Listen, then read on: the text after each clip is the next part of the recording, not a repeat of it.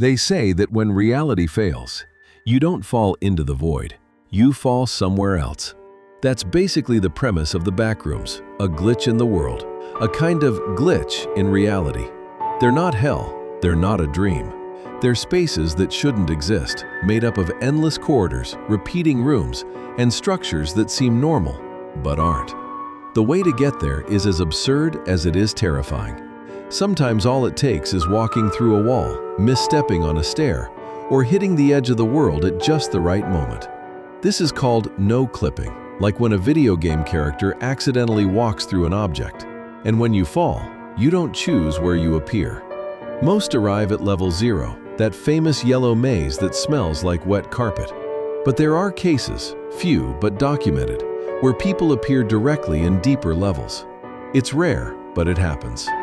Moving around inside the Backrooms isn't normal either. You don't just walk towards a door and that's it.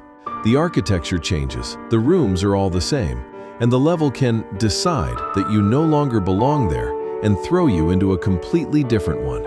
Sometimes it's enough to open the wrong door. Sometimes just breathing at the wrong moment is enough.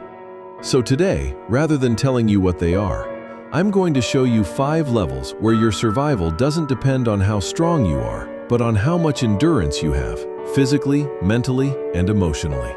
Because in the Backrooms, no one enters of their own free will, but everyone wants to leave. Imagine an endless complex of shallow pools. Corridors, rooms, nooks and crannies, and huge spaces, all barely submerged in warm water. No people, no echo, no purpose. Just water, white tiles, and a silence so muffled that it seems to swallow your own thoughts. The walls, ceilings, and floors are identical. White ceramic tiles, so clean they look new. Not a crack, not a stain, nothing. The only deviation is the blue-green color of the water, which ripples gently even when nothing touches it, as if the level had its own tides.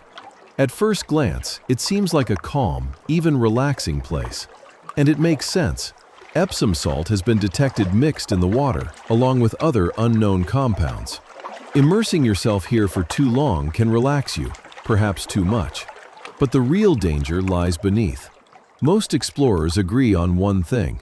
Level 37 seems calm until you decide to go down. And if you go down too far, the water stops being warm and calm and becomes the last thing you'll ever see. Your actual chance of survival would be 55%. What is that sound? Oh, what is that? This level is often described as an industrial building undergoing maintenance. Pipes, flickering fluorescent lights, endless rooms. It's not particularly hostile, but it has a silent danger: time. Here, space can be reconfigured without warning. Hallways that led to the exit yesterday end at a wall today. Doors that duplicate themselves. Metallic noises with no clear source. It's not a level that tries to kill you, but it can drive you insane. And when you lose your sanity, the other levels start calling you. Your actual chance of survival would be 70%. This level is basically floating in a dark ocean, infinite, with no land in sight. The water is calm, yes. The problem is what lives beneath. Huge beings, too big to understand their shape, swim in the depths. Sometimes you hear a song, a vibration, a pressure in your ears, as if something is happening nearby, very nearby, just below your feet. If you're lucky, you might be able to hide for a while in one of the floating houses, but sooner or later they'll find you. They don't attack you directly, but no one knows what happens when they decide to get too close. Most explorers don't come back to tell the tale. Your actual chance of survival would be 20%.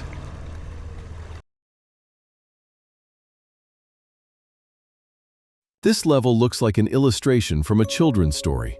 Pretty houses, green hills, eternal sunshine in a perfect blue sky.